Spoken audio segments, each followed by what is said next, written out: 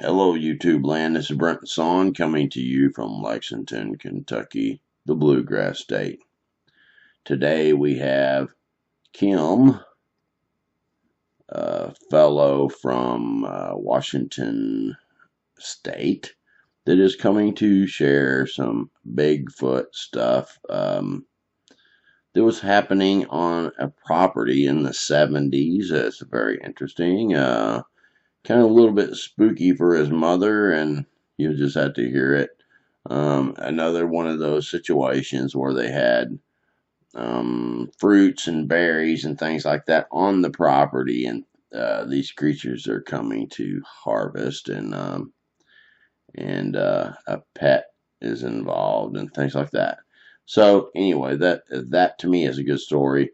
And then after he tells that, there's a little bit of another kind of story that's a little more on the unexplained phenomenon of UFOs, something that he had seen. Didn't know what to make of it, but he's going to tell a little bit about that, and I thought that was kind of interesting also. So anyway, you all listen and see what you think about it. If anyone out there has a story that they want to share, contact me at brentonsawin@gmail.com. Give me a basic overview of what story you have and give me some contact information, and I will get in touch with you, and we'll see about having you on to tell your story. And between now and the end of this coming month, we are at the end of July, and we're going into August. We would like to build up the numbers. I'm going to try to crank out a bunch of different shows between now and the end of next month to get the numbers up. But the numbers, I guess, in the summertime kind of go down, and that causes revenue to go down. So if anyone would like to contribute and help prop up this show, I'd very much appreciate it. You can go to a link in the description down below. I will put a PayPal Me link there. One click, it takes you right to it. It's very easy to do. You can make a donation there, and it is very much appreciated, very helpful to me. And by the end of next month, I believe we'll get the numbers back up, and it won't be such a big deal. All right. But anyway, other than that, I think I would like to say that I'm going to try and get some of these trips going here soon. It's one of those things that's kind of, you got to be able to afford to do it too. But I'm going to do some things kind of close to here, and you'll see. I'm going to just start out kind of small and just have some fun. There'll be fun videos, so be looking for those too. Anyway, let's go talk to Kim, and I want to say thank you to Kim's son for emailing me and saying that my dad has a story that's kind of cool. So thank you for emailing me about that, and thank you to Kim for being cool enough to even share it when your son has volunteered you to do that. So anyway, thank you. Let's go talk to Kim, Washington State, Bigfoot, and a little more. Hello, Kim. How are you doing? Pretty good. All right. And if you would, Kim, I'd like for you to introduce yourself a little bit and kind of tell whatever you want to tell about yourself, like where you live, where these encounters happen, because sometimes when people tell where they live, it's not really where their encounter happened. So kind of differentiate in this all of this, and kind of just set us up to kind of understand what we're going to be listening to, and then we'll get into your story. Okay. Yeah, currently I live on the Olympic Peninsula in Washington State, and it's a wonderful place to live. I grew up in and around Bellingham, Washington, and in the 60s, 70s. Okay. And at one time I lived on the Mount Baker Highway. That's a highway going from Bellingham to Mount Baker, and I lived about 6, maybe 7 miles out of town on the Mount Baker Highway. And I lived with my mom. I was in my early 20s. This was in the early 70s. And I used to work nights doing maintenance work in the big city of Bellingham. So I would drive, into town at night and work nights. And my mom's house was originally an old roadside diner converted into a house. We had 2 bedrooms. It was really, really nice setting. It was right off the road. And I would come home, and my mom would be sleeping on the couch because she didn't want to sleep in her room for some reason. I didn't quite understand, why she wouldn't sleep in her own bed in her own bedroom. But she finally told me one time that she was kind of afraid of noises in the night that she heard right outside her bedroom window. She had like a French door. It was all panes of glass in it that went outside, and there was no porch out there. It was kind of maybe 4.5 feet off the ground. It was just an old door. For some reason, it was on there. But anyway, and our house was surrounded on one side by blackberry bushes and vines, and then we had it was maybe 3/4 of an acre of land, and we had a little orchard out back with some fruit trees, some apple trees, and some couple pear trees, I believe. And this was right off the Mount Baker Highway. It's like 20 feet from the road. And if you go to Google Earth, the actual address was 1904 Mount Baker Highway. And the house is no longer there. I don't know what happened to it, whether it burned down or what happened. But anyway, I've been up there in years. Anyway, I finally asked my mom, I says, why don't you sleep in your bedroom? And she says, I really don't want to because I feel uneasy.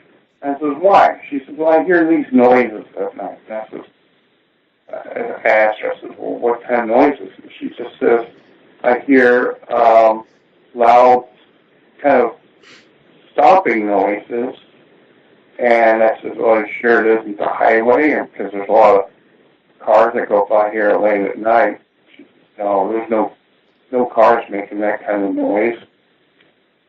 And I said to her, I said, well, what do you mean? I mean, there's hardly any room outside of the house because there's doggone blackberry vines are right up to the house. And she says, well, I suggest you come out here and look at them. And so I went outside with her, and she says, look, I like to pick the blackberries, in the afternoon. I come out here and pick them and, make you a pie, And I told her, I says, oh, I appreciate it.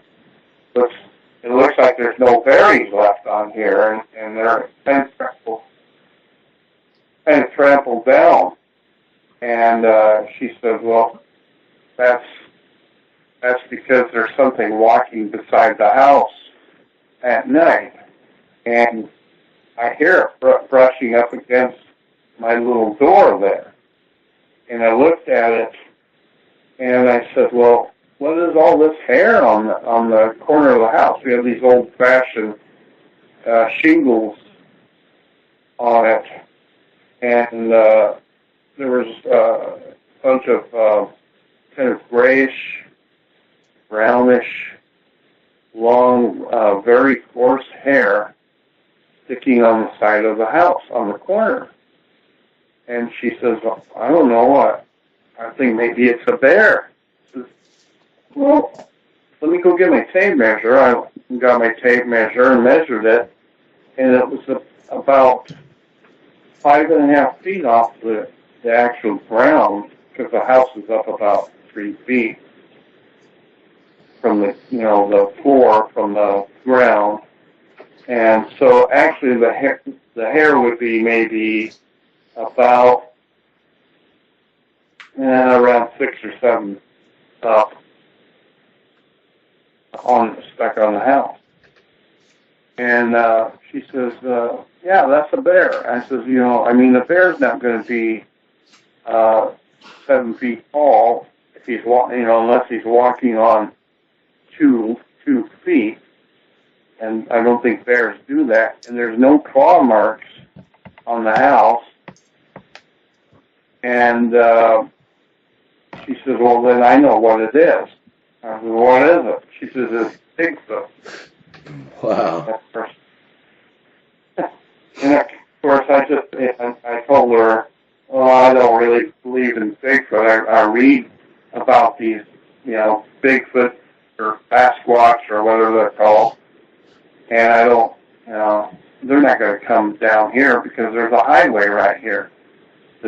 My mom, that's probably what it was. Because, you could go maybe a half an hour without a car coming down on the highway after midnight. It would be practically a deserted highway. Wow. And so, anyway, I just said, well, okay. And she says, I want you to do something for me. Since you're working graveyards in town, I want this house to be a little more secure. So I went out and installed a couple floodlights on both ends of the house, and I put a double lock on the front door, and I put these L brackets on both sides of the door, on both sides of the inside of the door, and then you could just lay a 2x4 across it so nobody could kick the door in. I did that with the back door too. So when I came home usually at 5:30 in the morning, some mornings, I would honk my horn, just beep on my horn a little bit, and then pound on the front door, let my mom know I was there, and then she would hurry and let me in the house. And so that went okay for a while. And my younger brother was living in town with his girlfriend's parents. And he had this little dog that he brought by. I don't remember too much about the dog because I was always working. But he brought this dog by, and my mom fell in love with the dog, so she kept the dog, a little black dog. That's all I know about it. And I would come home, and she would be irritated with the dog, and he would be, inside the house, barking away at something. He would be, barking at the corner of the house in the living room.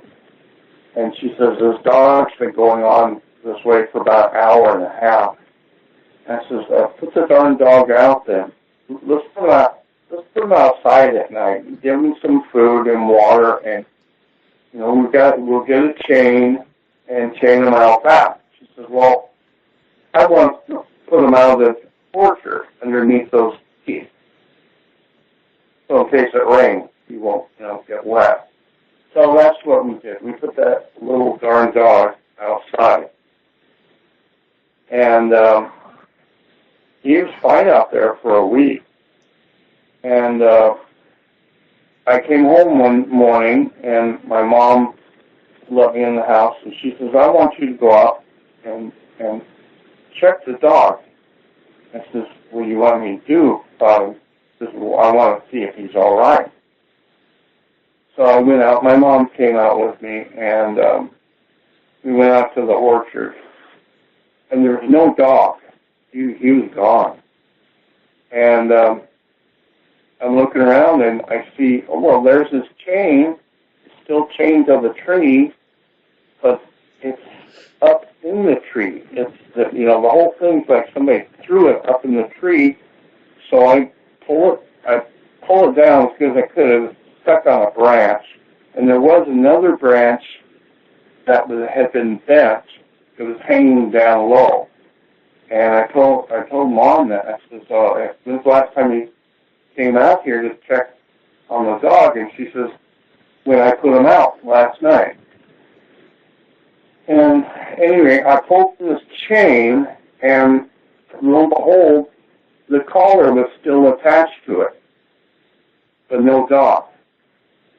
And it was just like the dog had been yanked out of the collar. It was pretty tight, Yeah. And the whole chain thrown up into the tree. And my mom also says, well, look, a bunch of the on this bent branch, a bunch of the apples have been torn off. And I came out here last week, and I didn't pick them because they weren't what do you call it, ripe enough to pick, and they were all gone. And this was like 10 feet up in the air, at least. Right. So after that, about a year, I moved to my own apartment. Now, was there any way that she could have picked? Was there any way that she could have picked apples that were 10 foot up in the air? No. We had a rickety old ladder, but she wouldn't go out there and use that because she would fall. I mean, she was, Right. Yeah. She was old. She was in her late 50s, but she wouldn't go out there at night, certainly. Right. Okay. Yeah, I was just kind of wondering. I mean, unless you all came out there and picked them for her, those apples wouldn't have got picked, right? I never picked any apples because I was always working. I didn't even mow the grass. I occasionally mowed the grass, but we were just living what do they call it, hand to mouth or whatever. We were just kind of poor citizens at the time, and we had a rusty old lawnmower, and sometimes it worked, sometimes it didn't. But there was really something that was walking around the house at night. Yeah. And because the grass was all matted down, and something had been picking those blackberries, and it was something that had been able to walk into the blackberries. Because I asked my mom, have you been walking in there picking those? She says, heck no, I wouldn't do that. I mean, I'd get stuck in the blackberry bushes. So, and I think she even found some of the hair stuck to the vines, if I remember right. But it's been a long time. Right. Wow, that is incredible. All right, well, go ahead and continue where you were leaving off there a minute ago. Well, basically, I had moved out because my mom wanted to get remarried to her gentleman friend, and he came out and he bought a new lawnmower. And I got pictures of him mowing the yard from the roof of the house. I don't know why I climbed up there and took a picture, but I found those the other day when I was cleaning out my garage. But I remember him telling me that his name was Doc, and so one time he says, "Yeah, I kind of want to marry your mother because she's getting a little antsy out here late at night, and I want to protect her a little bit." So he was kind of a heavy set guy, and he wasn't afraid of much of anything, but he moved in after they got married and took care of the place for her. She was doing some. I remember she was at one time when I was still living there. She did some living housekeeping jobs out by what's called Gooseberry Point. It's out on the point.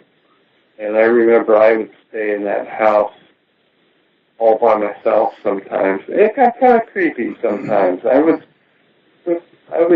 just hear different little snaps or crackles outside, and I would hurry up and close my bedroom window, and we had a tin roof over the bedroom, so when it rained, you could really hear that too. But anything walking around outside, you could hear it, and it had these big windows on the front of the house, so anything that walked by, you could see the shadows, but I didn't really ever see anything. I just kind of, was around, when I could hear things late at night, and I didn't stay there very often after that. Right. So your mom was she wasn't sleeping in the room that she normally sleeps in because this thing was hitting the wall and it was rubbing up down the wall and things like that. Yeah, it was kind of, it wasn't really, I don't know if it was intentionally hitting the wall, but it was like to avoid going through the thicker bushes, it would, maybe only have maybe a 2 or 3 foot little pathway on the corner of the house there. And it was a 2-bedroom house, and my mom's room was on the corner. Mine was in the middle. So I wouldn't hear too much stuff at night. Now and then if I was in the bathroom or whatever, and if I was alone and she was there, I would hear something, but it could have been my imagination, or it might have been a big truck going by on the highway, because the house was only about 20, maybe 25 feet from the pavement of the road. So it was right close to the highway. One night I was kind of startled because I was sitting in the house. I was reading or something, and I heard a car go by, and I thought I heard a loud thud, and I looked outside, I didn't think of anything after that. About the next day, I read in the local paper that somebody had gotten hit and run, had hit, I think it was a lady who was walking along the road, and my neighbor found her laying in the ditch in front of his house. But that's only a weird thing that ever happened to me, besides the dog situation. And by the way, the dog never showed up. He never came back. Yeah, that's kind of common when you have these things coming around your house too. A lot of times when you have fruits, trees that bear fruit and things like that, they'll come and they'll be doing some harvesting of your, the food that you have around, and a lot of times they'll hit the house, they'll scratch on the house, they'll um, drag like a hand all the way down the side. But it sounds like to me that you had one like brushing up against the house, picking berries. And if you have a yappy dog, if they're coming in there to take advantage of these food opportunities, if the dog is a yappy dog, they'll dispatch that dog. I don't know if they eat the Yeah. dogs or what the deal is, but they will get rid of the dog because it gives them away. And I mean, that's a really common thing. I mean, there's lots of different stories. I've got stories where the things would take the head off the dog and they'll stuff them under the buildings, or it's just all kinds of crazy different things. Sometimes they'll find dogs that aren't even their dogs on stuffed under their house, like it's a signal to them to put their dogs away so they don't have to dispatch the dogs. It's insane. The dogs don't get a good end of the deal. You know, the dogs getting thrown through the windows and everything. There's one guy down in Oklahoma. He had a huge dog. One of those, I forget what they call them. They're the really big dogs. And he had it for a guard dog because of this stuff. These Bigfoot were throwing things at the house. They were roaring. They were doing all kinds of crazy stuff.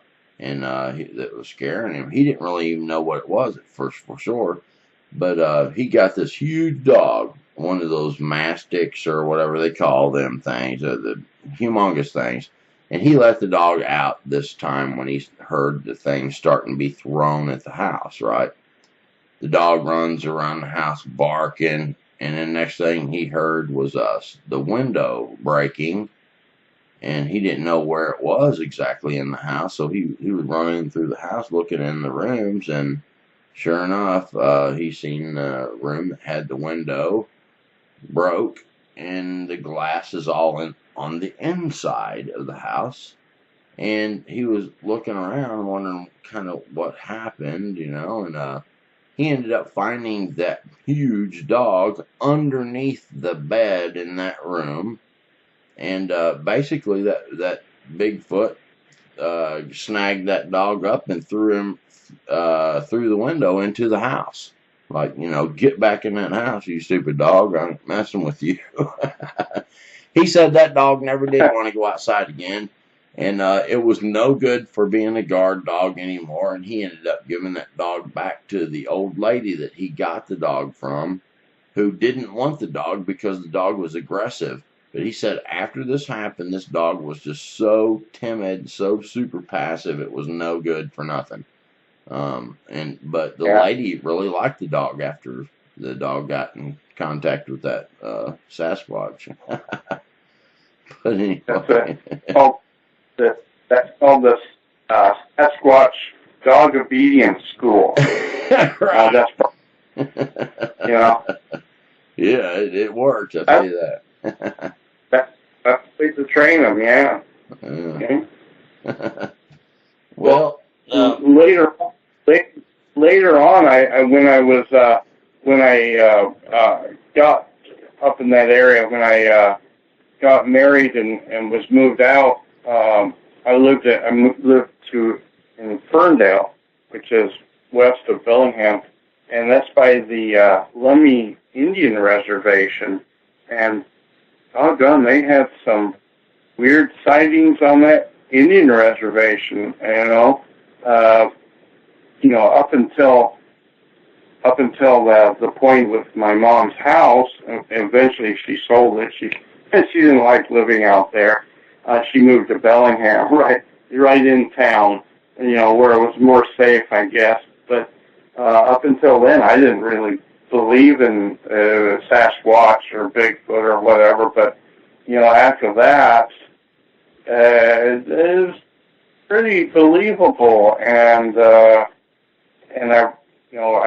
saw this thing on TV about Bigfoot sighting on the Lummi Indian Reservation, and I used to drive right through there to go to work.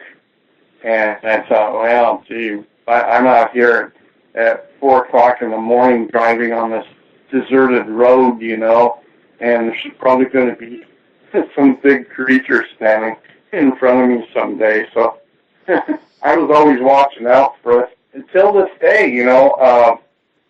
When my son and I take our nightly drives, you know, to listen to his music in the van and everything, you know, we drive to, you know, we're out here on the Olympic Peninsula. We drive through Kitsap County, Mason County. We drive on these back roads. We're kind of watching for a Bigfoot. We haven't seen any yet. We see lots of deer. You gotta be careful at night.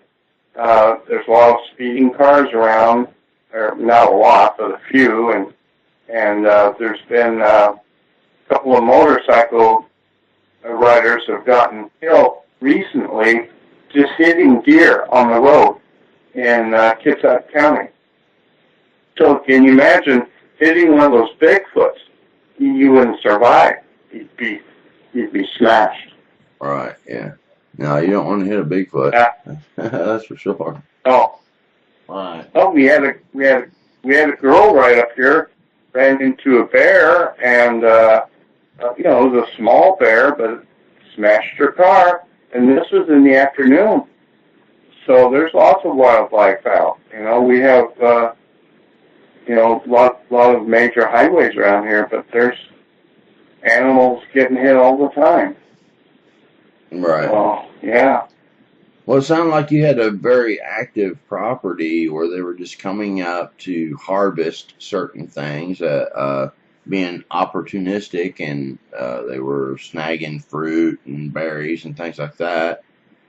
And, you know, and didn't seem like they were meaning much harm to you all, just doing their thing. And the dog, they were probably concerned about the dog giving them away, so they dealt with the dog. Hard saying what they did with the dog, but they disposed of the chain, trying to get rid of it where you wouldn't find it, but I guess you did. They were, I don't know how many of them there were. It might have just been one. I never thought about how many. I thought, well, it's just one, but there could have been several. They were stealthy, and you know, they kind of minded their own business, and they're welcome to the fruit. You know, our trees grew more fruit than we could ever really use, you know, and it's kind of a hassle to get out there and get an old rickety ladder and climb up there and grab those apples and those pears. I didn't really care too much for the pears, but I guess Mr. Bigfoot liked them. No complaints from him. Right. Now, believe me, I've gotten a lot of stories where the outcome was more, I guess, aggressive and things like that, but it doesn't sound like that was the deal with you all. Now, also, there was your son, I guess, was talking about some other type phenomenon that you had noticed more in the UFO kind of genre. Oh, yeah. Yeah. Can you kind of give us a little bit of detail on that? Oh, yeah. Yeah, that was fascinating. I still don't know what happened then. It was about the same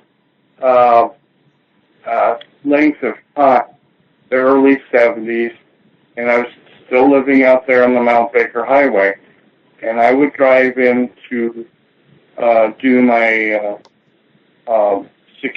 security / janitorial job in this big old spooky building in Bellingham. And so I would go in there, maybe, it depended on what night of the week it was, but I would go in there at, I would have to be there by 6 some nights. Other nights I'd have to be there by 9, and then I'd stay in the building. This is a big building, 6 stories. And I would stay in there overnight and clean it and keep an eye on the doors and everything. And I was driving down the Mount Baker Highway, Um, maybe 3.5 miles from my house. And I come to this road. It's called the Britton Road.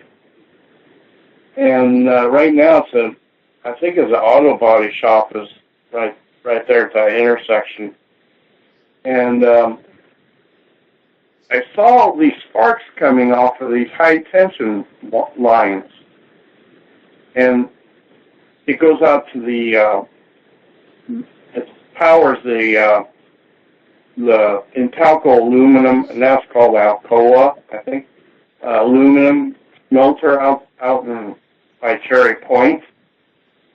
And I saw these sparks rising up from the lines. I thought, wow, that's going to short out or something. So I pulled up off of the main highway onto this little dirt road. It's a little wide, maybe 10, 15-foot rise. And I looked out the side window and I thought, what's above those lines? It looked kind of like it was just a big dark thing. And it was maybe, I was talking to my son about the other day, and I was really thinking about the details. It was maybe 15 to 20 feet above the power lines. And these sparks were kind of radiating upwards towards whatever it was. And I thought, the helicopter's awfully close to those lines. It was twilight. It was practically dark. I think it was in the fall. So I kind of opened my door so I could look out of the car better, and I noticed that there's no, you know how a helicopter sounds, with the swoosh swoosh. Yeah, the rotor. There's no rotor noise, right? There's no rotor noise. There was kind of a hum, but I think that was coming from the power lines. And so I noticed it had a couple of red lights, a couple of blue lights. Well, I know when I've seen airplanes, they have red and green lights on the wings, pears lights. Right. This was more like I want to think it was like not a football shape, but more like a baked potato shape. Kind of long, but kind of thick, It was dark. I couldn't tell what color it was. I thought, wow, what the heck is that? And so my car was angled at an angle on this hill where it was kind of facing up. I remember it was I had a '64 Keeper that I bought when I got my and so I was really proud of that car. But anyway, I was watching these sparks. It was like it was getting a jumper charger. It was charging itself. Well, that's what I thought it was. I thought, I don't see it. It's draining power from those power lines. And so I thought, well, I'm going to flash my lights at it. So I started flashing my bright lights at it. And as soon as I did that, the lights on the craft changed. They went from They went from blue and red to just all red, and it was more red lights, kind of going around the base of it, and they were kind of fading in and out, and then it was like a golden glow from the inside of this thing, from the inside of the circle of light, I would say. And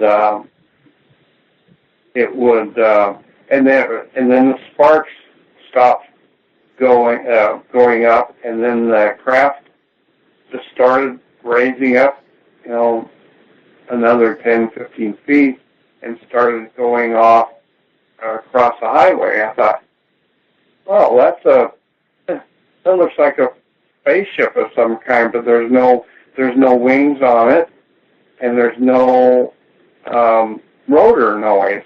No, whatever noise that's called.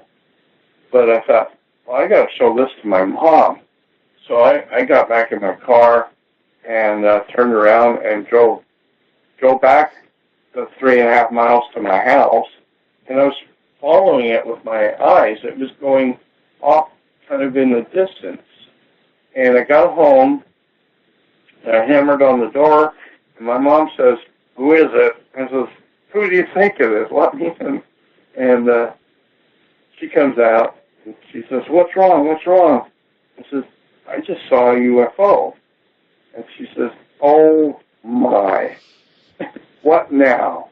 And I said, "No, come here, look out." And I pointed at it, and she says, "Are you sure that's what it is?" I says, it doesn't have rotor blades. There's no, whoosh, whoosh, whoosh." And she says, "Yeah, look how fast it's going. It's already up there by Sumas." Sumas is a little town on the border of Whatcom County, of Washington State, and British Columbia. You go through Sumas to get to Abbotsford, BC. And because I used to drive up there all the time.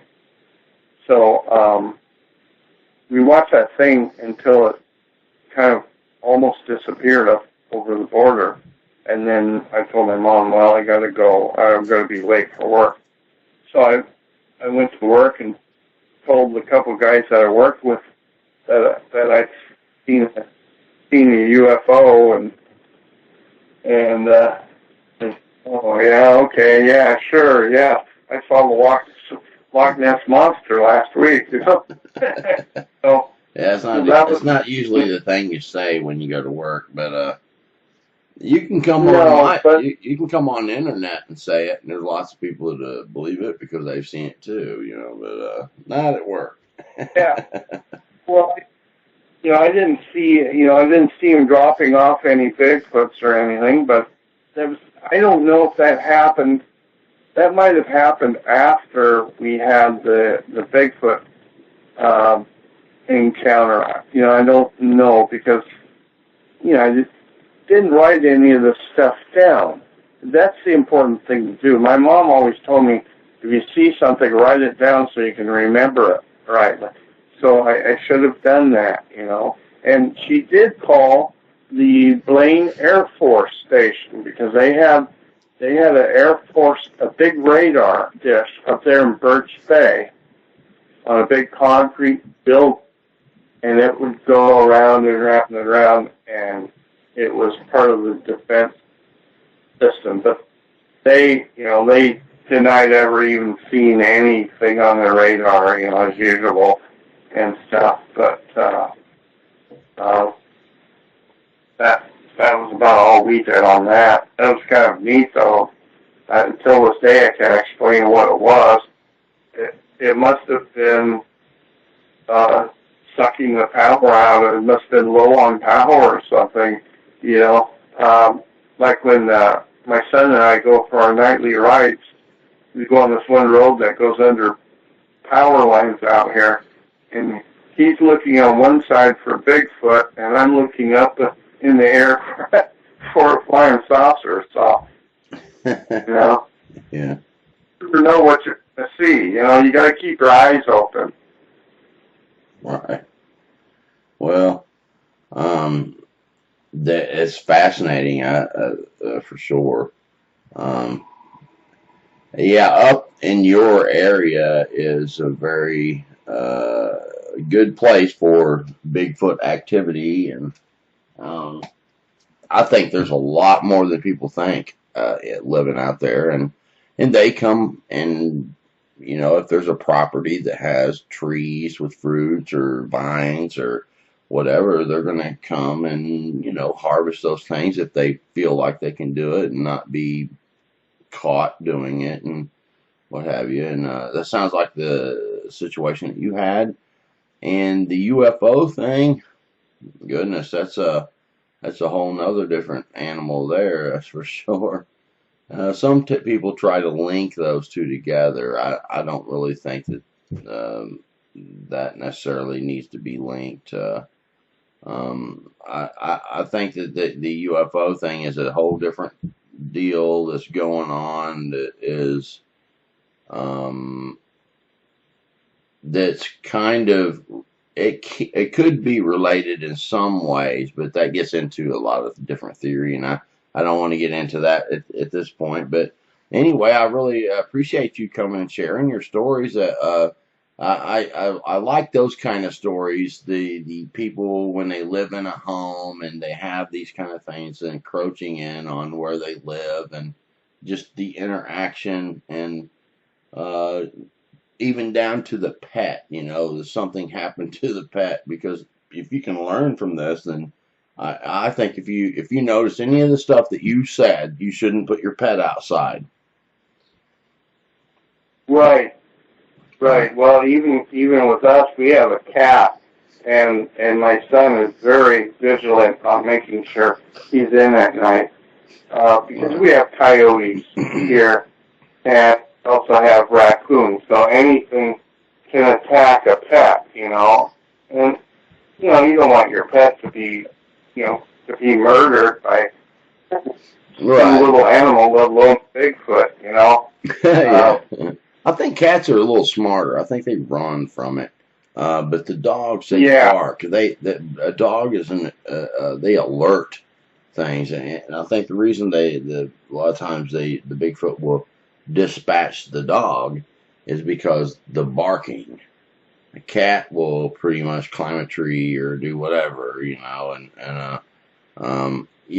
but I have heard of cats coming up missing too. So they may be eating the cats. I'm not sure. So who knows? But I mean, uh, we have lots of different stories that we collect over time, and your situation may not be exactly the same as someone else's situation, but it is very similar to other ones that have been told. So um, the UFO well, thing. Do you think that there's any link to you being consistent? Is it just like a one-time thing or a couple-time thing that you've seen these, or do you think there's an ongoing situation with you on this? no, it's a one time thing. That's the only time that Okay. I've ever saw anything. I still think about it, was I seeing it for real, But Yeah. I, I remember my mom looking at it too, and she saw it, and I saw it, and you know, it could be from another planet, or it could be from our planet. Yeah. It could be the government, you know. It, Yeah. it could be experimental. There's lots of secretive things going on, Yeah. I mean, and it may be an experiment going on. But I do know this. I know someone who had an encounter near here, and um, there was two people that I ended up finding out saw the exact same thing. It was a UFO. Basically, it was over the top of the trees, over a house. They don't know whose house this was. It was really, it's only like a quarter mile from my house. So here in the town, they both said people were walking down the sidewalks and things like that. This craft was over a house, kind of just above the tree line, and they couldn't believe that no one else was seeing it. And so that this person was saying, I was looking at this and I was looking at everybody else, see if they were seeing it, and they didn't see it. And then later on, this person talks to a friend and said, I was over a street or two over and said I saw that exact thing that was over the trees, and it was described it the same as a round type craft. It had these lights around it. But the weird thing is when this person drives off, they had to turn because there was cars stacked up behind them, and they sat there and gawked for a while, and people start honking. It's like, go, so it's like, I guess I gotta go, and they make a left and start down the road, and as soon as they start turning and going down the road, there was like a thought that seemed to be not their own thought, saying, you didn't see this. And kept saying to them like it wasn't their own mind saying it. It was, they said it felt like something else was saying, you didn't see that. That's not what you've seen.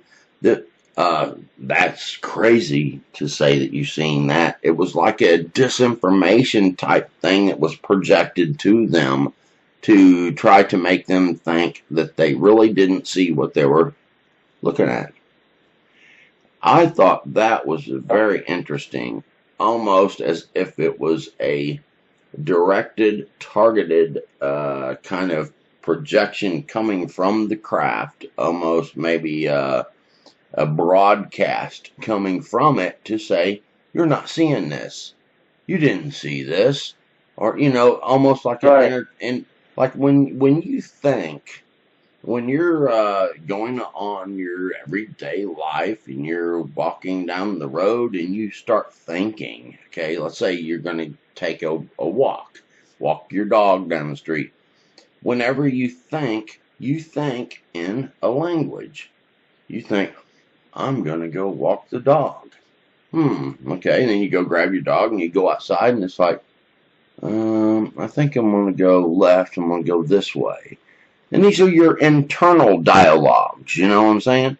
So if another entity is trying to project to you, it is going to throw into your mind an internal dialogue to make it seem like it's you thinking.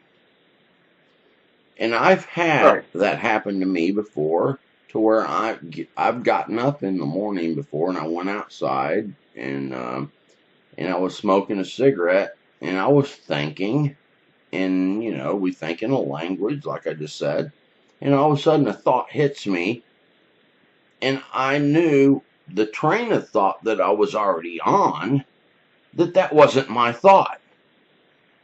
It's like, where the hell did that thought come from? You know what I'm saying? It was totally off subject. It was, it was like, boom, something else like threw a thought at me. It was strange.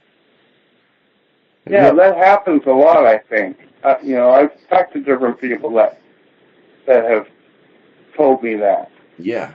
And yeah. I think, especially with this UFO thing, that when you see one, there's going to be I think it's a broadcasting type thing, like a television station or radio station, but they have, I think that these things have technologies that we have begun to develop, these technologies that can project thoughts into your head. As a matter of fact, DARPA has some type of things where you can, like, if you can, like, you can, it's almost like an object thing. I seen something about this here not too long ago. But anyway, you can like put it on your head. It's like the round device thing. And they said it that if they can like just touch you with it on your head, this thing can basically it vibrates your skull or something like that to where it projects sound into your head. So it sounds like it's something talking to you inside your head. And if you've heard different people that had Bigfoot experiences, and or I had a guy on here not too long ago. He went out. He was doing Bigfoot research and stuff, and he had something mind speak to him. And I told him, I don't think that's Bigfoot doing that. I think something else took the opportunity to pose as Bigfoot, and it was acting as if it was telling you. It was posing as a Bigfoot, basically, and it was projecting these thoughts into your mind. So it's a very targeted thing. Maybe the Bible, when it talks about these fiery darts that come at us, sometimes, the enemy can throw these fiery darts, and so that when it says, when any thought comes into your head that is an imagination that's against God or this or that, it says take those thoughts captive to the obedience of Christ. It doesn't say push them out. It says take them captive, capture them.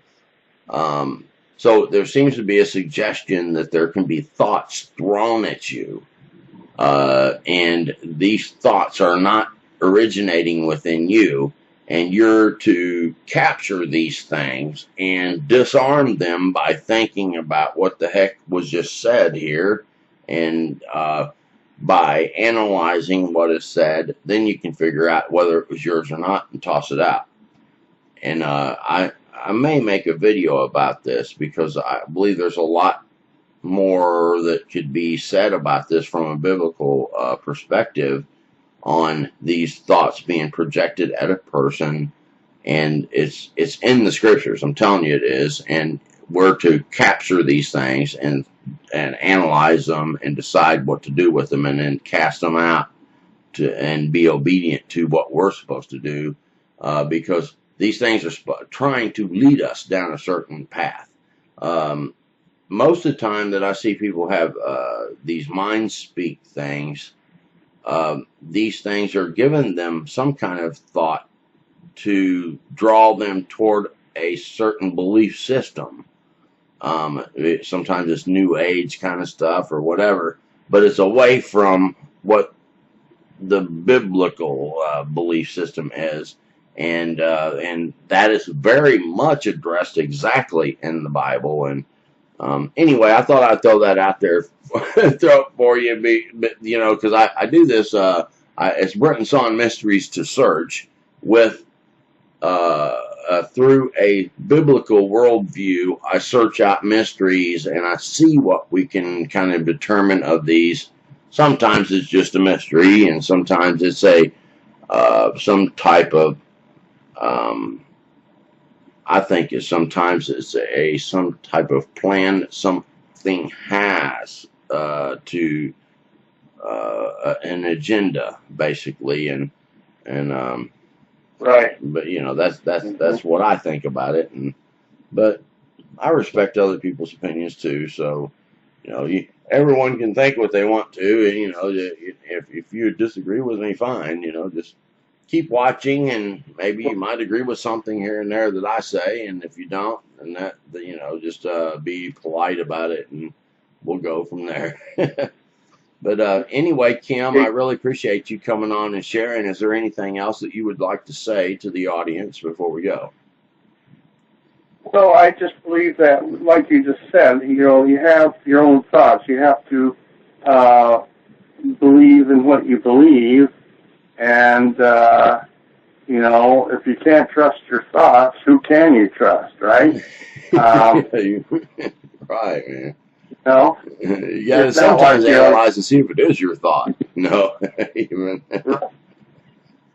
I mean, that's insane sounding. I know it's crazy sounding, but I'm telling you that there's sometimes that a thought is projected at you, and it's not even your thought because it's not on the same pattern that you were even thinking. Yeah, right. The pattern. That's the key. The pattern. You have to realize what is your pattern, and when you're thinking somebody else's pattern, maybe it's somebody's up to something nefarious. Right. Whether it be DARPA or some other entity. Yeah. Right.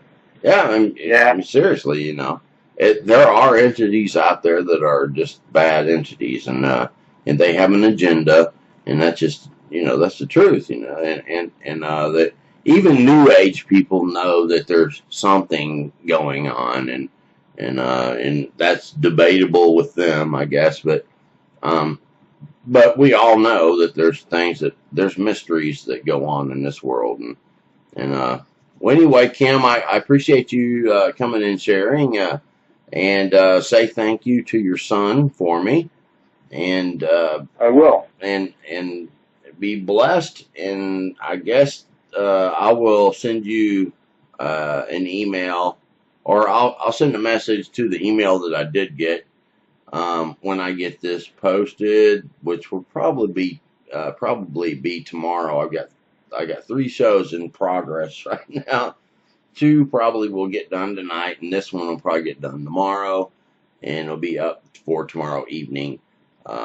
And this is going to be a good one, I believe. I like these Bigfoot types and the UFO stuff, and so thank you very much. You're welcome. All right. And everybody out there in YouTube land, I appreciate you listening. If anyone has a story that they want to share here on Brent Sawin Mysteries to Search, you can email me at brentonsawin@gmail.com.